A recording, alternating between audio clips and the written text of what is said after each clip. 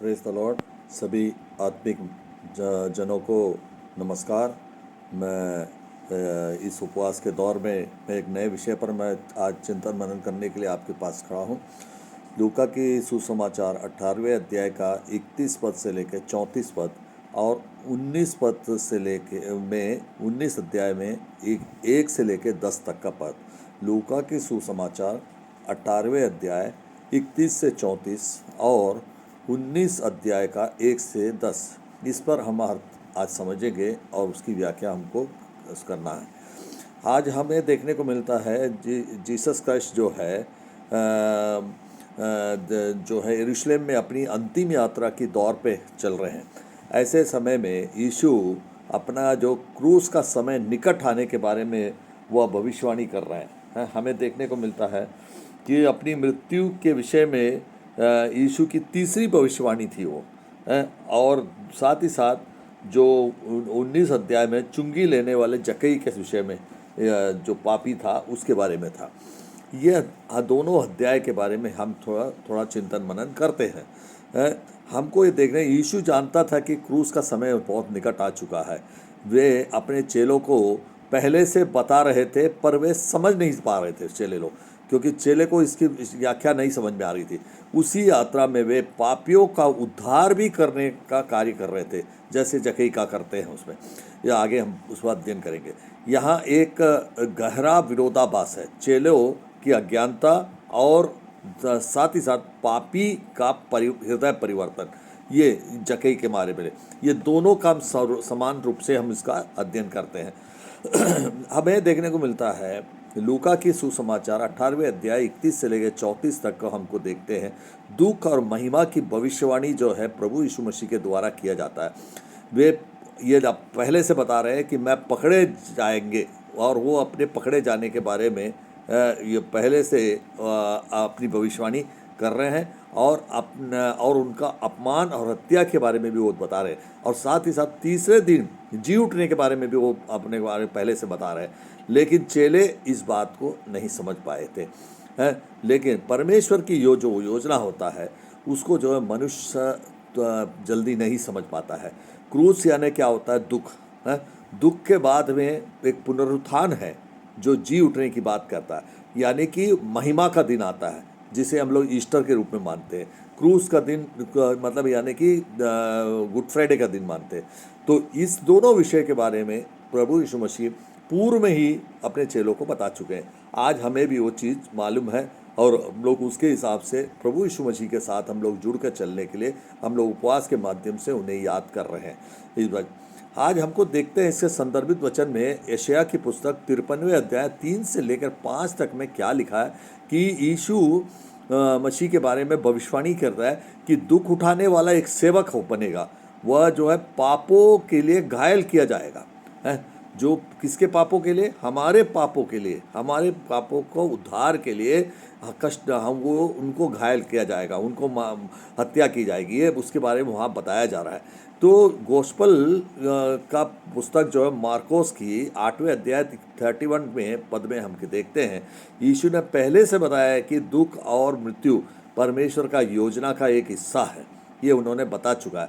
तो हम लोग उसको जो है इसी संदर्भ में हमको समझना चाहिए कि परमेश्वर के द्वारा कोई भी चीज़ को पूर्व नियोजित ढंग से उन्होंने पहले से ही सब चीज़ों को आगाह कर चुके हैं। यानी आगे हमको उसको देखने को मिलेगा। लूका का पुस्तक 19वें अध्याय 1 से लेकर 10 तक का जक्कई के हृदय परिवर्तन के बारे में हमको देखने को मिलता है। वह एक चुंगी लेने वाला धनी लेकिन पापी भी माना जाने वाला व्यक्ति था। जकरिया यीशु को देखने के लिए पेड़ के ऊपर चढ़ जाता है। यीशु उसे बुलाता है और अपने उसके घर जाते हैं।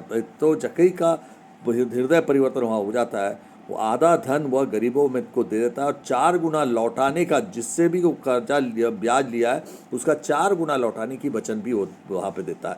यीशु कहते हैं कि यहाँ पे हमें देखने को मिलता है कि आज इस घर में उद्धार आया है। उद्धार आया है। मनुष्य का पुत्र खोए हुए को खोजने और ढूंढने और उसे बचाने के लिए आया है। जैसे जक्कई को खोया हुआ था, उसने यीशु मसीह को ढूंढने के लिए पेड़ पर चढ़ गया, जब वो एक कदम आगे बढ़ाया तो प्रभु यीशु मसीह उसको दूर निकाला और उन्होंने बोला कि जकई मैं तेरे घर में आज रहूँगा। तो जकई उसका मन हृदय परिवर्तन हो जाता है। यीशु पहल करते हैं, वे खुद जकई को बुलाते हैं। तो ये हमको देखने के यहाँ मिलता है। सच्चा पश्चाताप व्यवहार में दिखाई देता है, ये भी हमें देखने को मिलता है। उद्धार हर व्यक्ति के लिए है इस दुनिया में, हर किसी पापी के लिए उद्धार का रास्ता खुला हुआ है। हम उसको तो एक कदम आगे बढ़ाकर यीशु को स्वीकार करने के लिए हमको अपने आप पे प्रयत्न करना पड़ता है, तभी जाके हमें यीशु बुलाना शुरू करता है तो और हमें उद्धार प्राप्त होता है। संदर्भित वचन में हम देखते हैं एजेकियल की पुस्तक 34वें अध्याय 16वें पद में हम देखते हैं परमेश्वर खोए हुए को खोजता है और वापस लाता है। परमेश्वर जितने भी हमारे पापी लोग हैं, हम जो अपने मेन लाइन से हम खो चुके रहते हैं, ऐसे लोग को परमेश्वर बुलाने के लिए यहाँ इस दुनिया में आए। रोमन्स की पुस्तक 5वें अध्याय 8वें में हम देखते हैं जब हम पापी थे तब भी मसीह हमसे प्रेम किया।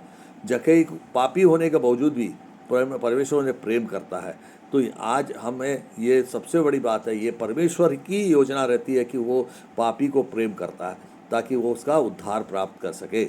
हमें इस पूरे वचन पे हमको देखने को मिलता है परमेश्वर की योजना जो है हमारे को समझना आसान नहीं है, लेकिन वो ये बताता है क्रूस के बिना उद्धार नहीं मिल सकता। जो गुड फ्राइडे हमारा आता है जिसमें हमको प्रभु यीशु मसीह क्रूसारोहण में होता है, उसी से ही हमारा उद्धार हुआ है। और वो नहीं होता तो हम लोग हमारा पापों से हमको छुटकारा नहीं मिलता और हमें उद्धार नहीं प्राप्त होता। यीशु खुद पापियों को खोजते हैं। सच्चा पश्चाताप जीवन में बदलाव लाने से होता है, जैसे जकई का हुआ है। हमें आपको देखने को मिलता है कि आज भी कई लोग जो अपने पापों के कारण सोचते हैं कि वे परमेश्वर के पास नहीं जा सकते, ऐसा यदि सोचते हैं तो गलत है। लेकिन जकई की तरह वह एक कदम आगे अगर बढ़ाएंगे तो यीशु मसीह जो है उसे स्वीकार करने को तैयार हो जाता है। हमें एक कहानी के रूप में हम एक देख सकते हैं, एक व्यक्ति चोरी और धोखे से पैसा कमाता है। एक दिन वह परमेश्वर के वचन सुना और उसने हृदय परिवर्तन किया। जिसने जिस लोगों को ठगा था और उसका पैसा उसने लौटाना शुरू कर दिया। लोगों ने पूछा तुम ऐसा क्यों कर रहे हो? तो उसने उत्तर दिया क्योंकि मुझे नया जीवन प्राप्त हुआ है। तो सच्चा उद्धार केवल शब्दों में नहीं, जीवन के बदलाव में हमको देखने को मिलना चाहिए। और वही काम वो व्यक्ति ने किया जो आज हमें भी करने की ज़रूरत है। हम इस प्रचार से हमको क्या विषय प्राप्त होता है? ये संपूर्ण प्रचार जो है क्रूस से उद्धार तक की को हमको सीखने को मिलता है। क्रूस में जो प्रभु यीशु मसीह का चढ़ना और हमें जो पापों से छुटकारा देके हमें उद्धार तक पहुंचाता है, इस बारे में हमको देखने मिलता है। यीशु का बलिदान को बारे में हम समझते हैं लूका के सुसमाचार 18वें अध्याय 31वें पद से लेकर 34वें पद तक हमको ये देखने को मिलता है। दूसरा, यीशु की खोज की पहचान हमको करने को मिलता है 19वें पद में, 19वें अध्याय में, ये पहले पद से लेकर 5वें पद तक। सच्चा पश्चाताप हमें करने के बारे में हमको देखने को मिलता है 19वें अध्याय में 6वें पद से 10वें पद तक। हमें यह 37वें दिन के महान उपवास के इसमें दिन में हमको हमारे जीवन में वचन के माध्यम से हमारी गहराई से हमें आत्म परीक्षण करने की ज़रूरत है, तो को बल मिलता है। क्या उसमें मिलता है? क्या हम क्रूस के अर्थ को समझते हैं? ये हमें सोचना है। हमें क्रूस का अर्थ यदि समझ में आता है तो निश्चित रूप से हम जो है क्रूस को अर्थ को समझकर हम अपने आप में परिवर्तन करने की कोशिश करेंगे और हम अपना उद्धार प्राप्त करने की कोशिश करेंगे। क्या हमने सच्चे मन से पश्चाताप किया है? ये भी हमें देखना। जकई ने जिस ढंग से सच्चे मन से पश्चाताप करके अपने धन का आधा हिस्सा दूसरों को बांटने, गरीबों में बांटने की बात करता है, वह उसी तरह हम अपने आप में पश्चाताप किए कि नहीं? हमें अपने आप में आत्मशोधन करने की ज़रूरत है। क्या हमारे जीवन में वास्तविक परिवर्तन दिखाई देता है? क्या हमने ये अपने जो जिससे को ठगा है उसको वापस 4 गुना देने की ताकत रखते हैं हम? यदि हम देख तो ऐसा, तो हम निश्चित रूप से हमारा हृदय परिवर्तन हो रहा है, ये हम विश्वास कर सकते हैं। आज हमें इस अवसर पर प्रार्थना करने के लिए हमें ये देखना है कि हे प्रभु, मुझे मेरे बलिदान को समझने की बुद्धि दे। हे प्रभु, मुझे मेरे बलिदान को समझने की बुद्धि दे, मुझे सच्चे मन से पश्चाताप करने की शक्ति दे, मेरे जीवन को बदल और नया बना दे। मुझे भी खोए हुए तक पहुंचने का साधन बना दे प्रभु। ये इस तरह से हमें आज प्रेयर करने की ज़रूरत है। और ये प्रेयर हमारे जीवन में लूका के सुसमाचार 18वें अध्याय 31 से लेकर 34 तक और 19 से अध्याय के 1 से लेकर 10 तक हमें यह सिखाता है कि यीशु का क्रूस हमारा उद्धार है। और उस क्रूस के माध्यम से हम अपने पापों से छुटकारा पा सकते हैं। और इसीलिए हमें यह उपवास को बहुत सोच समझकर हमें जो है चलान करना है, ताकि हम प्रभु यीशु मसीह के साथ जुड़ सके। वे दूसरा हमें यह देखने को मिलता है, वे आज भी हर खोए हुए को खोज रहा है।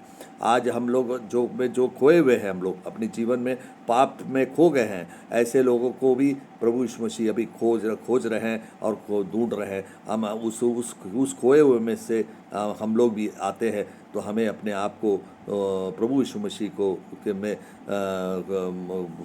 हमें बुला रहा है, इसके लिए हमें उनके पास जाना जरूरी है। तीसरा हमें देखने मिलता है, जो सच्चे मन से लौटता है उनका जीवन बदल जाता है। और जिस प्रकार जकई सच्चे मन से आए मन से लौटा, उन्होंने अपने हृदय परिवर्तन किया और वो अपने जीवन को बदल दिया, वैसे ही आज हमारे जीवन को भी हमें बदलने की बहुत ज़रूरत है। और हम अपने जीवन को बदल डालें। और ये इस उपवास का सच्चा अर्थ उसी में निकलेगा।